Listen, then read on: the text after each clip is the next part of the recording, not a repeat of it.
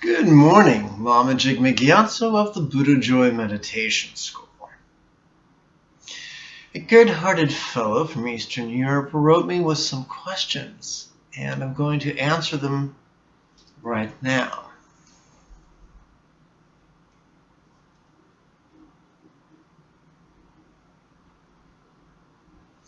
English is his second language, so let us not mock his grammar choices.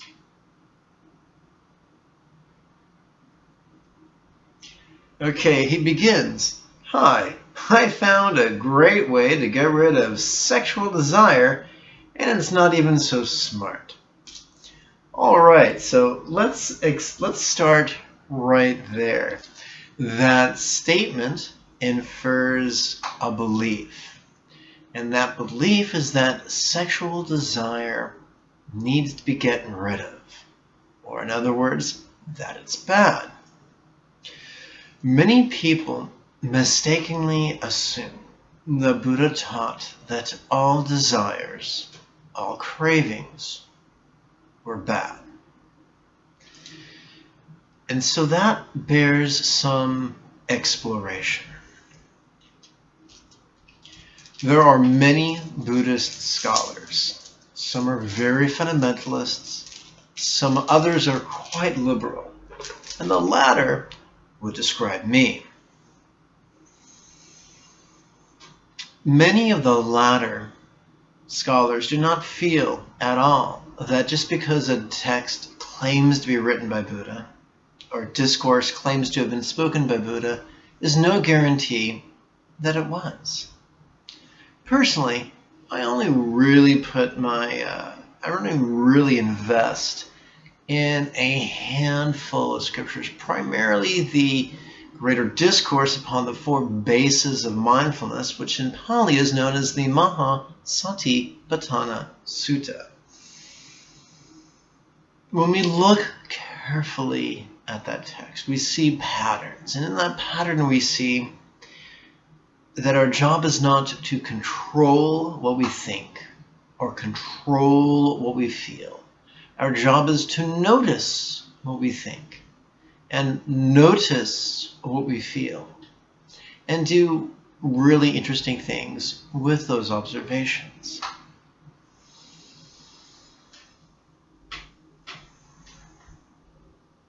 It can be argued that our problems are not what we desire and what we think, but rather the tyranny of what we desire or the tyranny of what we think. For instance, many of us have had jobs, many of us have had bosses. Many of those bosses have been less than ideal. There's nothing wrong with having a momentary feelings of aggression towards your boss. That's natural. When that aggression controls your choices, controls your speech, and controls your behavior, we're probably going to wind up in prison, which I do not recommend. So the problem isn't the presence of an emotion, but the tyranny of that emotion. Do we surrender our autonomy and become nothing more than a mere marionette before that hatred or that craving or that fear or that sorrow?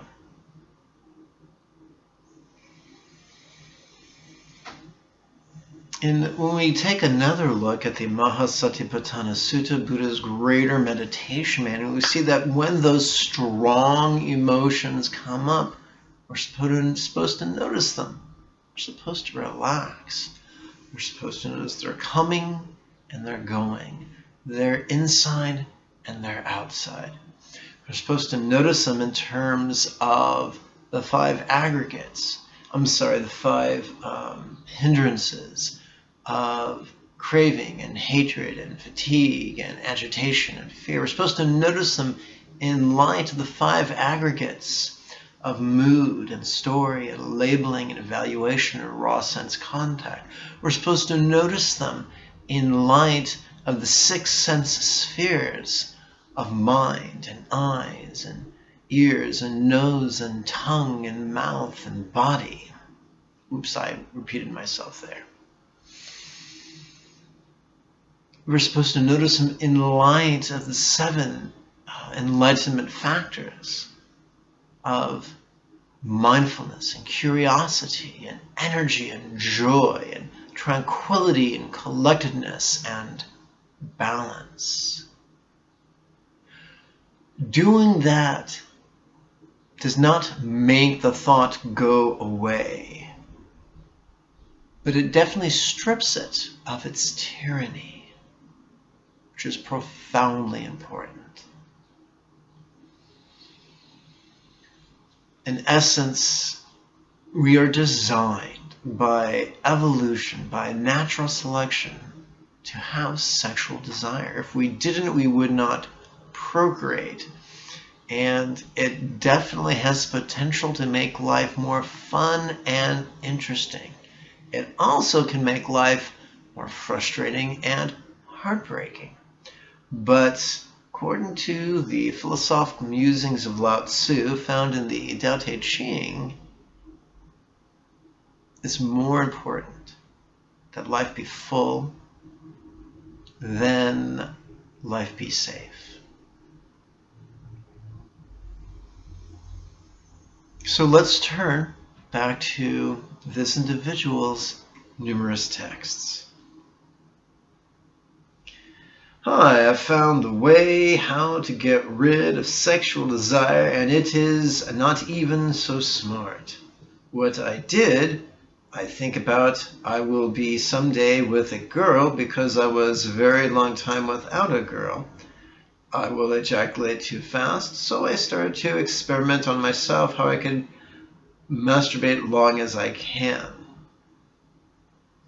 As I started to make some math to put questions, how things and why they work, and this seems to work. After that, I start experimenting with other ideas like mantras. So many men have wrestled with the challenge of premature ejaculation, and an old standby is to recite baseball statistics or do math or something like that. But doing such a thing is based on distraction. Could Buddha's teachings be applied in the bedroom? Let's read on.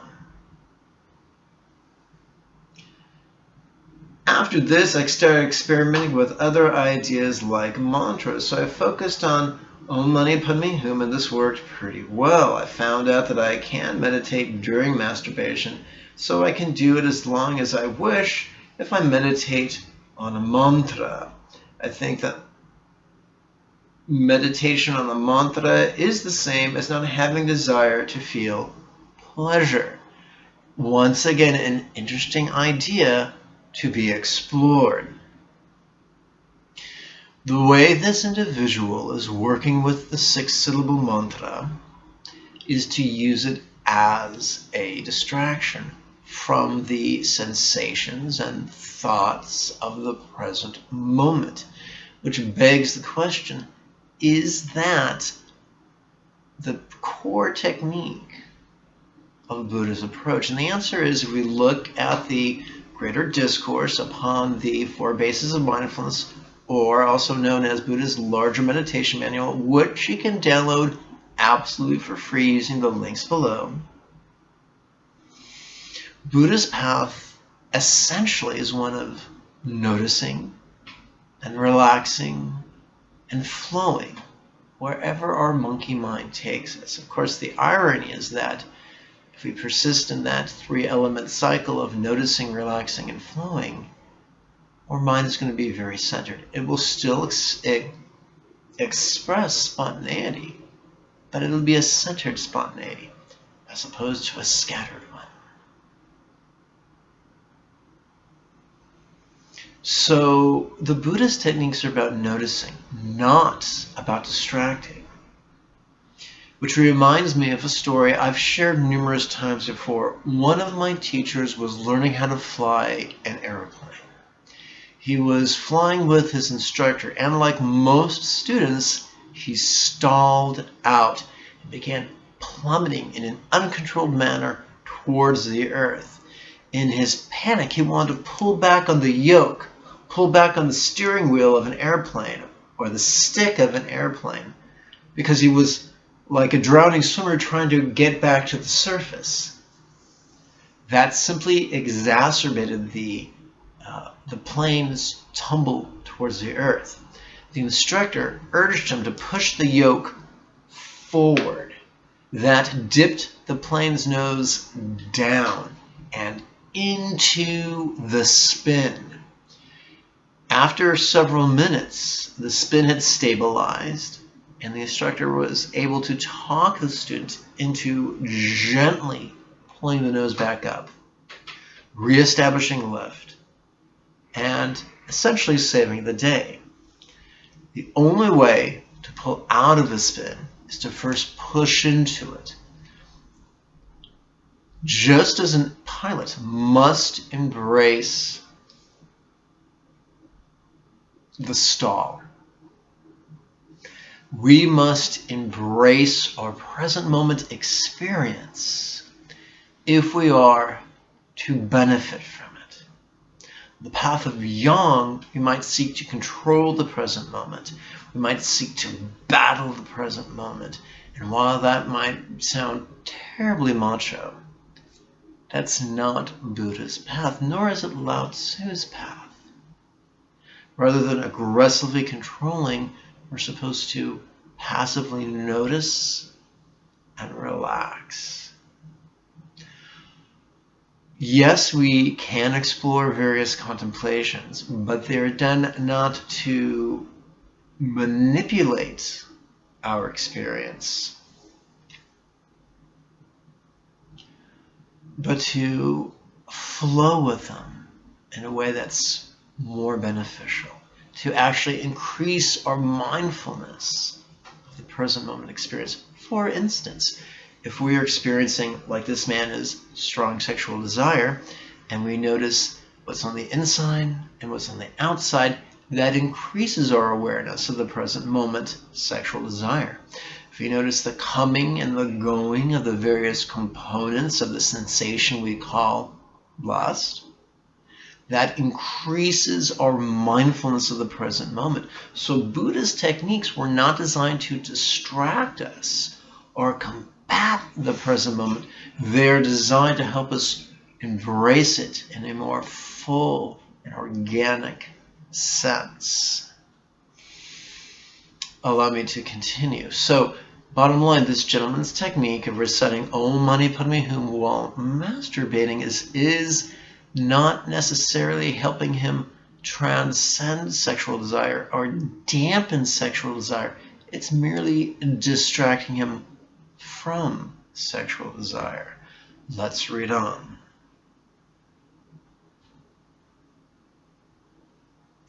So, if there is no desire, I can masturbate as long as I wish, and I think I can do this if there is a real girl. Now, here is the irony.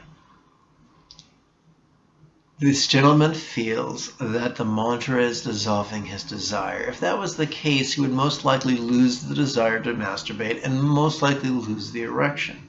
Therefore, it can be argued that he's not truly transcending any desire, he's just distracting it himself from that desire. The desire is moving from the foreground of his mind to the background of his mind. Kind of like when we play with Windows, various Windows applications on our computer.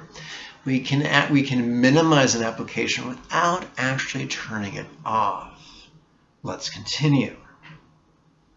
I will keep experimenting with masturbating and mantras. By the way, that sounds like a porno, doesn't it?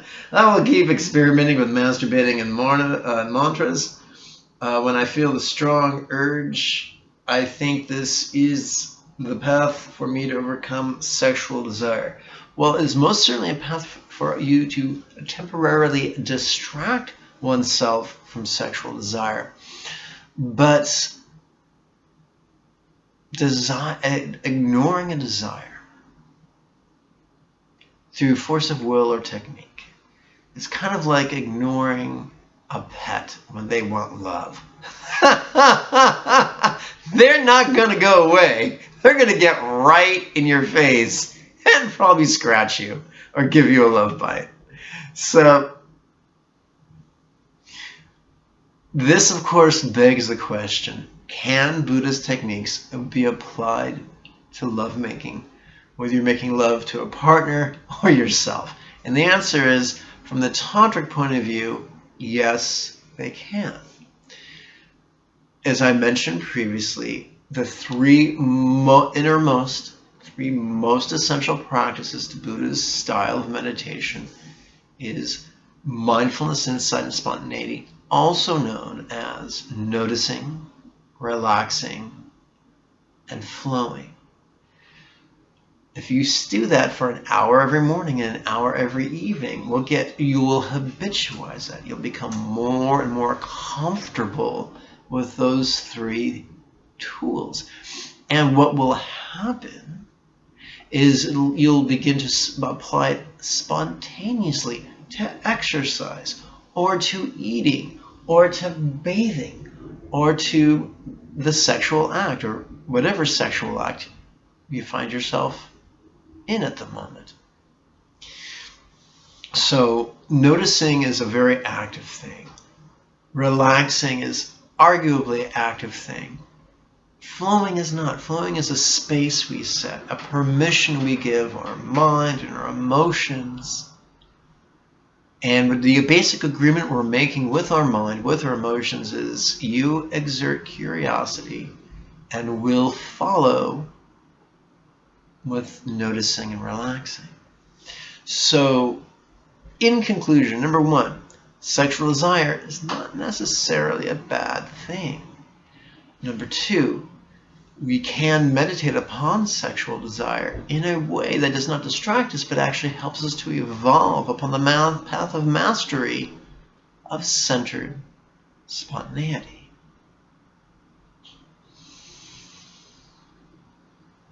And yes, a fringe benefit of this method is that one could become a more conscientious lover, one could become a more sensitive and a more creative lover, and as one practices awareness and letting go and flowing, they can experience greater endurance. Some people might find that frustrating if their endurance exceeds 30, 45, or 60 minutes. Some people will delight in that. The goal of Buddhist meditation is not to become the world's greatest lover, or it's not to become a eunuch. It's to be a happy, healthy, well-adjusted adult. My friends, you're welcome to all the free teaching the Buddha Joy Meditation School has to offer. Remember, the Tuesday evening series of weekly classes begins April 5th, and you can participate either in Los Angeles County in a live class or over your computer for a live webinar. Many people wonder how much this costs. Well, I charge nothing. It's by donation. Some give nothing. Some give as much as they would spend for a yoga class, and others give as much as they would spend during a night in the town. The only things I really insist upon is that you treat your fellow students with respect. You get there 5 minutes early, and after class, you do your damn homework. May you, and by the way, you can find the links to register for the next class. Below the video, there's a button that reads Show More. Click that, and you'll see a bunch of links to a bunch of free stuff. May you and yours be healthy and happy. Goodbye now.